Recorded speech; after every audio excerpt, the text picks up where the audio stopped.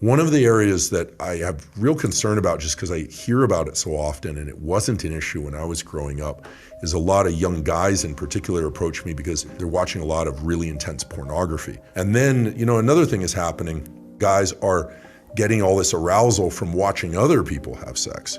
And then they're in the real world scenario and it's like, wait, you're no longer third personing this, you're actually in this scene. and it's completely collapsing them. The brain is a learning prediction machine. And if your brain learns to be aroused by watching other people have sex, it is not necessarily going to carry over to the ability to get aroused when you're one-on-one with somebody else. Pornography creates a strong dopamine rush. These are very primitive pathways that in some ways can overwhelm the dopamine system. Dopamine, it is a non-infinite yet renewable resource. Dopamine is the molecule of motivation, pursuit, and desire.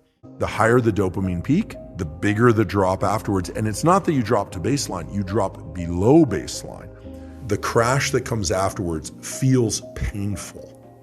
And all that we need to do in order to return to a baseline of dopamine, renew that resource, is to wait and make sure that we don't try and trigger yet more dopamine in that time.